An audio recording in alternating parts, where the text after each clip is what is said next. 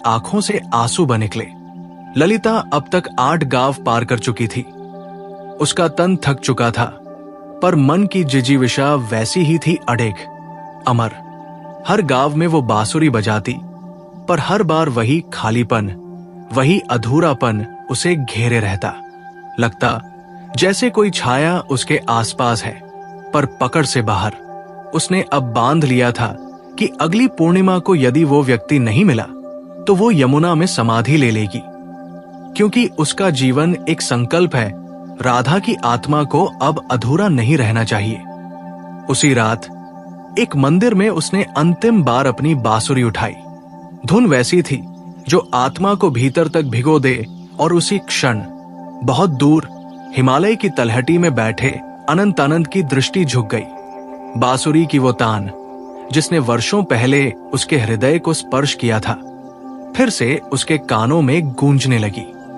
ये धुन, ये तो वही है जो मैंने यमुना के किनारे सुनी थी जब मेरी आत्मा पहली बार कांपी थी। वो अब और रुका नहीं। उसी रात उसने हिमालय छोड़ दिया। ललिता को उस रात स्वप्न आया। राधा और कृष्ण एक बार फिर यमुना तट पर साथ बैठे थे।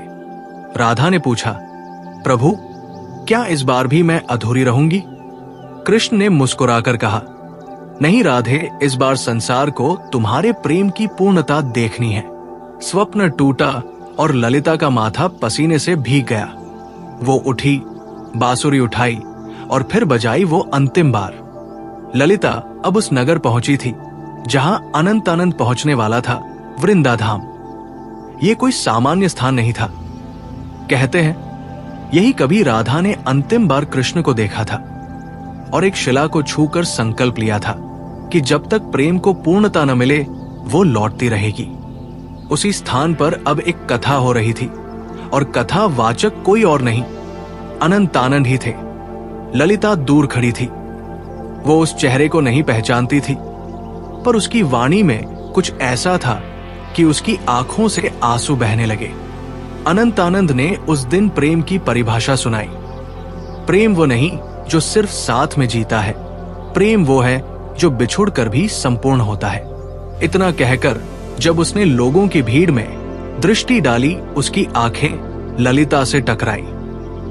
दोनों के भीतर कुछ कांपा जैसे आत्माएं एक क्षण के लिए सिहर गई। ललिता की बांसुरी गिर पड़ी। अनंतानंद ने प्रवचन अधूरा छोड़ दिया और मंच से उतर आया। ललिता ने धीरे से पूछा, क्या आपको मेरी आवाज अब भी सुनाई देती है? अनंतानंद ने उसकी आंखों में देखा और कहा, राधे, तुम आ गई। जिस क्षण आत्माएं एक हुई, उसी क्षण आकाश काले बादलों से भर गया।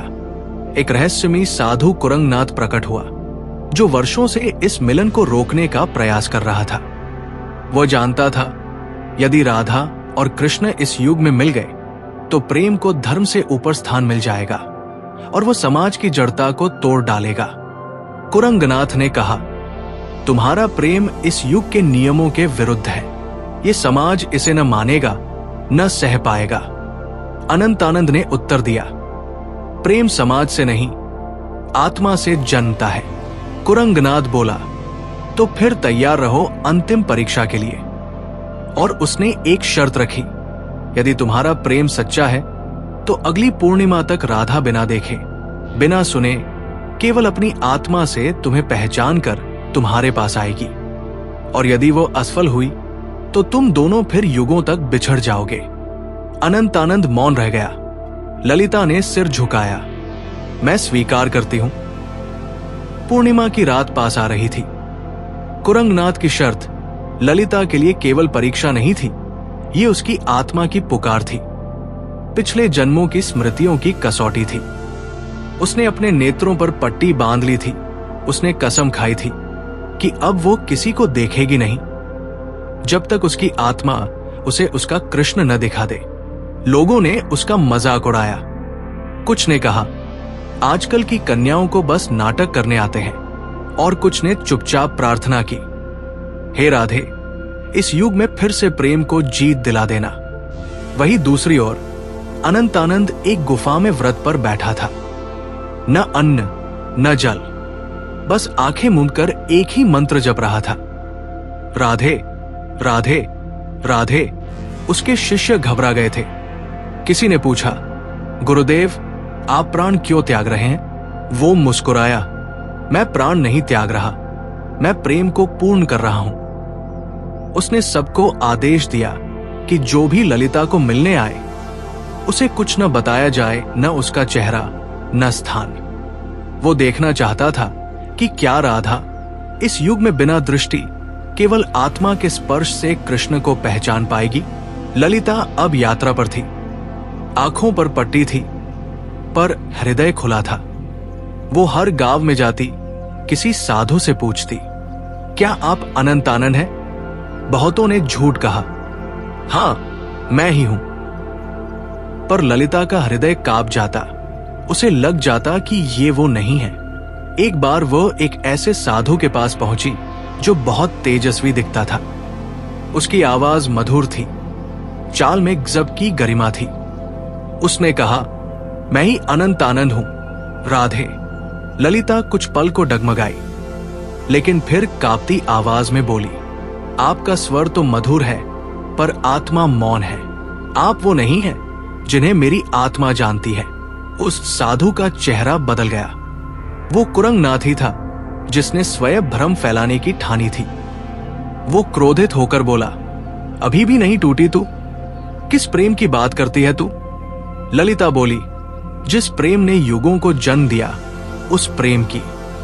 और आप क्या जाने उस प्रेम को जो आत्मा से बहता है। कुरंगनाथ हारकर चला गया। अब ललिता अंतिम नगर में पहुंची थी। वहां से आगे कोई रास्ता नहीं था, बस एक गुफा थी जहां कोई साधु वर्षों से मौन व्रत में था। ललिता उस गुफा के द्वार पर पहुंची। उसने पहले अपने नेत्रों को छुआ, पर पट्टी नहीं खोली। वो धीरे धीरे भीतर गई। वहां धूप की एक किरण साधु के चेहरे पर पड़ी थी। वो चुपचाप बैठा था। ललिता ने अपना हाथ उसके निकट ले जाकर रखा। उसने अपनी बांसुरी उस साधु के चरणों में रख दी। मैं जानती नहीं कि आप कौन हैं, मैं देख नहीं सकती, पर मेरी आत्मा कांप रही है। क्या आप ही मेरे वो हैं जिनके लिए मैं जन्मों जन्मों से भटक रही हूं? गुफा में मौन था। फिर साधु ने उसकी बांसुरी उठाई और पहली बार बजाई। वही धुन जो यमुना के किनारे बजी थी, वही जो राधा की अंतिम सांसों में थी। ललिता रो पड़ी। कृष्ण। साधु की आंखें खुली। वो अनंतानंद था। उसकी आंखों में भी आंसू थे। राधे, इस बार तुमने अपनी आंखों से नहीं, अपने भीतर से मुझे पाया है। अब प्रेम पूर्ण है। ऋषि ने दोनों को देखा। उनकी आंखों में हजारों जन्मों की थकान, पर उसी के भीतर चिरंतन प्रेम की लौ झलक रही थी। उन्होंने कहा, राधा और कृष्ण, तुम्हारा मिलन संपूर्ण तभी माना जाएगा जब तुम्हारा प्रेम समाज की आंखों में भी सत्य और पवित्र प्रमाणित हो। नहीं तो ये मिलन फिर उसी तरह छिपाया जाएगा जैसे युगों से होता आया है। ललिता धीरे से बोली, ऋषिवर, प्रेम को समाज की स्वीकृति की आवश्यकता कब से होने लगी? प्रेम तो स्वयं ही ईश्वर है। पर अनंतानंद ने सिर झुकाया। राधे, ये युग अब भी उस सत्य से डरता है जो मुक्त करता है। प्रेम जब तक समाज में सम्मानित नहीं होगा, तब तक हजारों राधाएं छिप छिप कर जीती रहेंगी और कृष्ण अकेले समाधियों में बैठते रहेंगे। ऋषि बोले, इसलिए तुम्हें नगर के राजसभा में अपने प्रेम को स्वीकारना होगा। वहां राजा, पुजारियों, ब्राह्मणों और जनता के सामने ये बताना होगा कि एक साधु और एक ब्रह्मचारिणी प्रेम में बंद कर भी धर्म के मार्ग से विचलित नहीं हुए। अगले दिन वृंदाधाम की राजसभा में सैकड़ों लोग इकट्ठा हुए। राजा ने कहा, हमने सुना है कि एक साधु ने ब्रह्मचर्य तोड़ा है, ये अपवित्र है। अनंतानंद ने मंच पर आकर उत्तर दिया, मैंने कुछ नहीं तोड़ा, मैंने केवल सत्य को अपनाया है।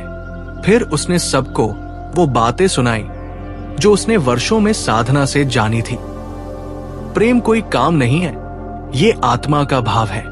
जब राधा ने कृष्ण को प्रेम किया था, तब भी समाज यही कहता था कि ये अनुचित है। और जब उन्होंने जीवन भर एक दूसरे के बिना रहकर संसार के लिए त्याग किया। तब भी समाज चुप रहा। ललिता भी आगे बढ़ी। मैंने आंखों पर पट्टी बांधी थी ताकि कोई मुझे ये न कहे कि मैं रूप या बल पर मोहित हुई। मैंने उन्हें केवल आत्मा से पहचाना। एक वृद्ध ब्राह्मण उठ खड़ा हुआ। किंतु धर्म के शास्त्रों में यह नहीं लिखा कि कोई साधु प्रेम करे। राजा मौन था। सभी की निगाहें उसके उत्तर पर थी। राजा कुछ क्षण मौन रहा और फिर बोला, जब मैं छोटा था, मेरी मां मुझे कृष्ण और राधा की कथा सुनाया करती थी। मैं हर बार यही पूछता था, अगर राधा उनसे इतनी प्रेम करती थी तो वो विवाह क्यों न हुआ? मेरी मां चुप हो जाती थी। उसने आगे कहा, आज मैं समझ पाया, विवाह समाज का नियम है पर प्रेम आत्मा का। मैं ये सभा भंग करता हूं और आज से राधा कृष्ण के प्रेम को इस युग में स्वीकार करता हूं। उसी क्षण आकाश में ध्वनि गूंजी। शंखनाद, वीणा की मधुर ध्वनि और पुष्पों की वर्षा। लोगों ने देखा सभा भवन के ऊपर कमल खिला और बीच में एक आलोक पुंज उतरा। वो ऋषि फिर प्रकट हुए। अब ये प्रेम पूर्ण है। अब राधा को जन्म दर जन्म भटकना नहीं होगा। अब ये कथा पूर्ण है। कुछ दिनों बाद अनंतानंद और ललिता ने यमुना तट पर एक छोटी सी कुटिया बनाई। वे दोनों वहां रहते थे बिना किसी बंधन के, बिना किसी नाम के। लोग उन्हें राधा कृष्ण कहते थे, लेकिन वे बस एक दूसरे को प्राण कहकर पुकारते। फिर एक दिन पूर्णिमा की रात ललिता ने बांसुरी बजाई। अनंतानंद उसकी गोद में सिर रखकर सो गया। धीरे धीरे उनके शरीर वहीं समाधि में लीन हो गए, जैसे प्रकृति ने भी उन्हें मिटाने से इनकार कर दिया हो। आज भी वृंदा धाम में यमुना के उस तट पर हर पूर्णिमा को एक अजीब सी धुन गूंजती है।